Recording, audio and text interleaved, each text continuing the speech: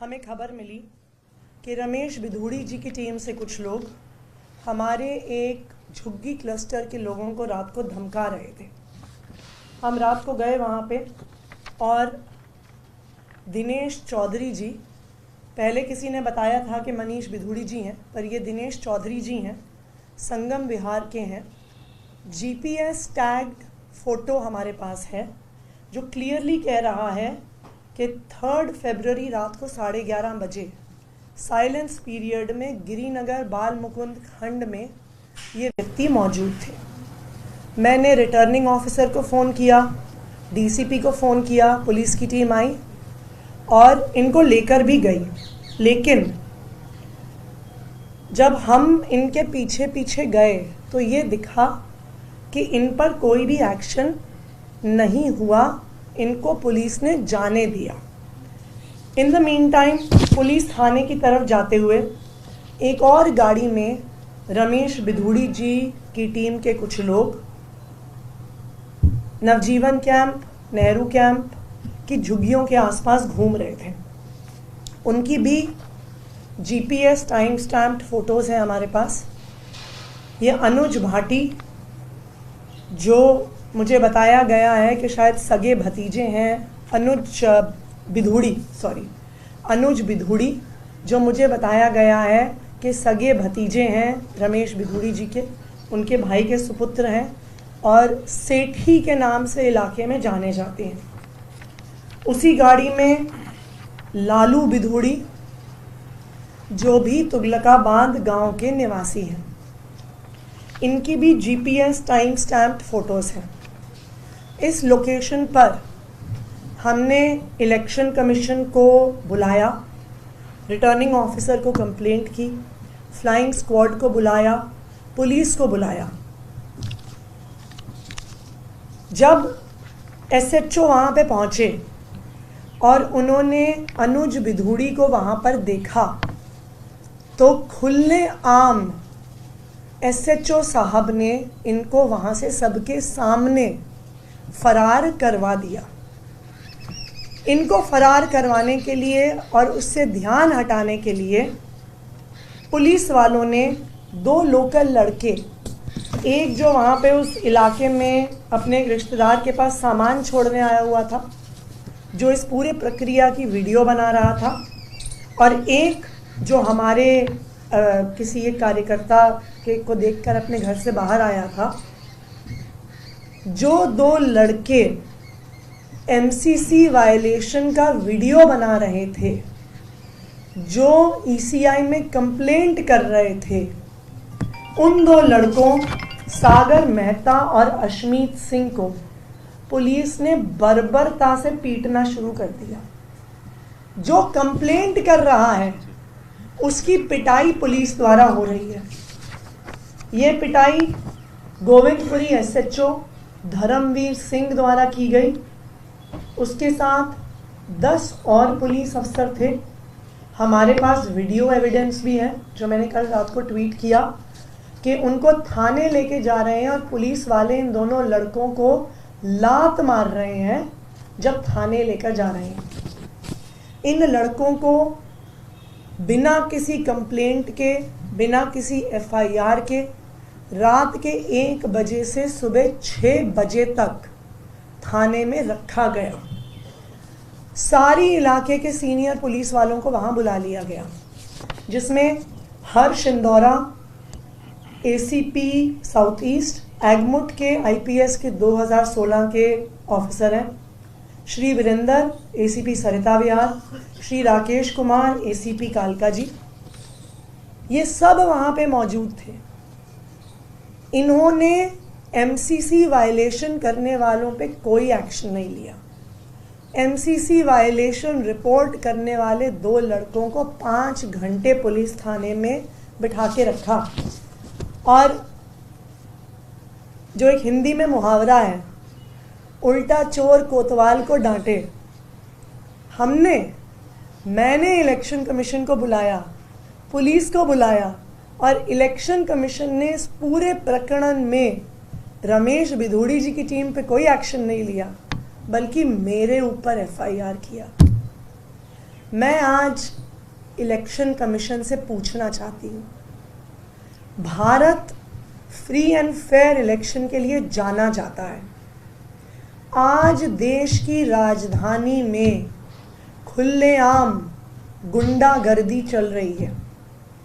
BJP वाले गुंडागर्दी कर रहे हैं, उनको बचाने के लिए पुलिस वाले गुंडागर्दी कर रहे हैं, और अब इलेक्शन कमीशन कंप्लेंट करने वालों पे केस फाइल कर रही है।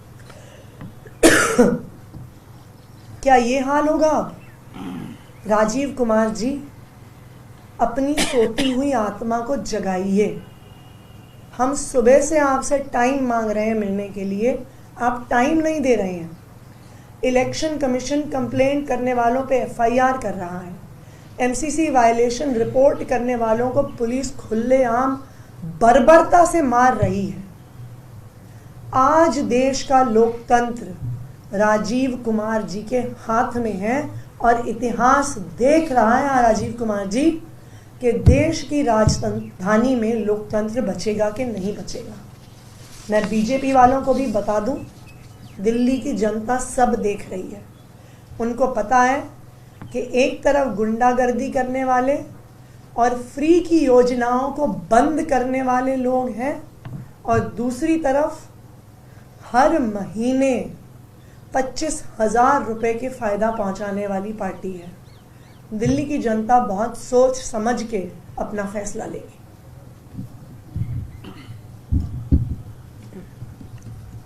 हमारे देश के इलेक्शन कमीशन को सारी दुनिया में सराहा जाता था, और इस इलेक्शन कमीशन की अगुवाई किसी समय टीएन शेषन जैसे लोगों ने की थी, जिनका नाम ही निष्पक्ष चुनाव का पर्यायवाची बन गया था। तो निष्पक्ष चुनाव यानी टीएन शेषन साहब। आज टीएन शेषन साहब की कुर्सी पर राजीव कुमार जी के नेतृत्व में जो इलेक्शन कमीशन काम कर रहा है, उसको देखकर ऐसा लगता है कि भारतीय जनता पार्टी ने अपना पूरा का पूरा इलेक्शन लड़ाने का ठेका चुनाव आयोग को दे दिया है। चुनाव भारतीय जनता पार्टी नहीं लड़ रही है दिल्ली में, चुनाव इलेक्शन कमीशन और दिल्ली पुलिस की साझेदारी में लड़ा जा रहा है भारतीय जनता पार्टी के लिए। जिस तरह से पूरी दिल्ली से खबरें आ रही हैं, सोशल मीडिया पर बहुत स्पष्ट वीडियोस दिख रहे हैं, ऐसा भी नहीं है कि स्पष्टता नहीं है उसमें, समझ नहीं आ रहा है किस तरह से भारतीय जनता पार्टी के गुंडे पिछले 3-4 दिन से खुलेआम गुंडागिरी कर रहे हैं। और पुलिस, जैसा कि आतिशी जी ने कहा कि पुलिस शिकायत करने वालों पर, इन विरोध को रोकने वालों पर, यहां तक कि इन वायलेशंस की, इस गुंडागिरी की रिपोर्ट करने वाले पत्रकारों तक का उत्पीड़न कर रही है।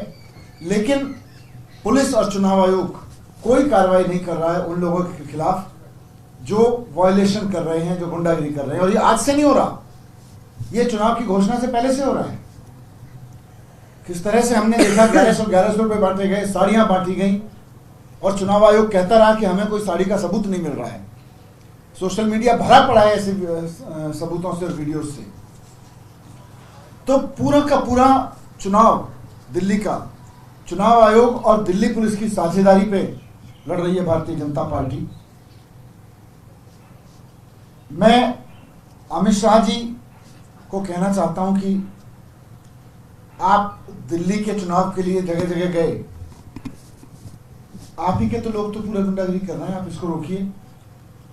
खुलेआम जंगपुरा विधानसभा के बीजेपी के गुंडों ने खुलेआम धमकी दी है हमारी कार्यकर्ताओं को, महिला कार्यकर्ताओं को जो सर्विस में काम करती हैं, जो खुल के बोलती हैं कि हम पढ़े हैं, हमारे बच्चे पढ़े हैं वहाँ पे, कि ज़्यादा मत बोलो वरना तेजाब से मुंह ऐसा कर देंगे कि किसी को मुंह दिखाने लायक नहीं रहोगे।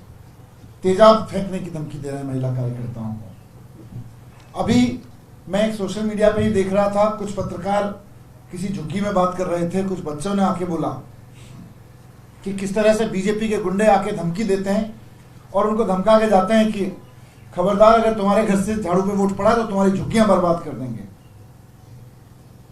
और जगह जगह हर जगह कार्यकर्ताओं को धमकी देने का सिलसिला तो बहुत खुले में चल रहा है, लेकिन चुनाव आयोग कुछ नहीं कर रहा, पुलिस कुछ नहीं कर रही है। पुलिस और चुनाव आयोग के पास कोई जाए तो कैसे जाएगा जब खुलेआम वीडियोस जिस चीज के हैं उसी पे वो कोई एक्शन नहीं ले रहे हैं।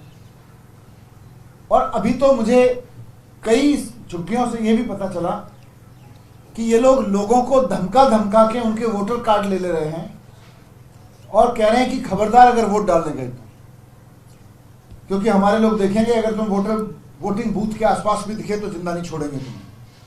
इस तरह की धमकियां भी दे रहे हैं।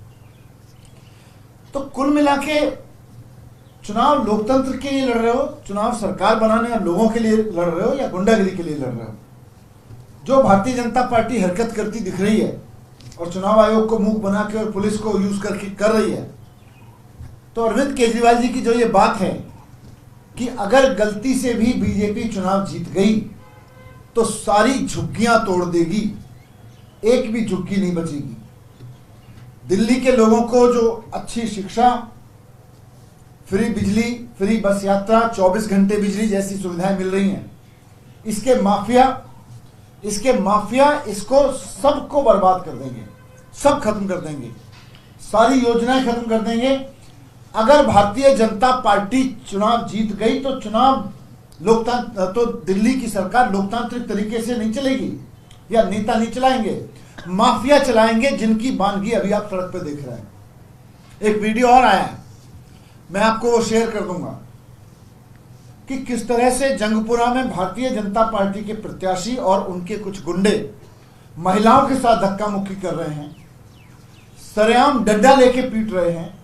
उस वीडियो में आप देखिए कि किस तरह से भारतीय जनता पार्टी अगर सरकार में आती है तो आगामी दिल्ली का वो नक्शा, आगामी दिल्ली की वो झलक, आगामी दिल्ली का वो नजारा उस वीडियो में देखा जा सकता है कि दिल्ली की सड़कों पर खुलेआम किस तरह का नजारा दिखेगा, जिस तरह का नजारा अभी ये लोग चुनाव लड़ते हुए दिखा रहे हैं। तो मैं चाहूंगा मीडिया के साथियों से कि उसको भी एक्सपोज करें, और चुनाव आयोग और पुलिस तो सबूत ढूंढेंगे, आप उसको एक्सपोज करके कम से कम जनता को जागरूक तो करें।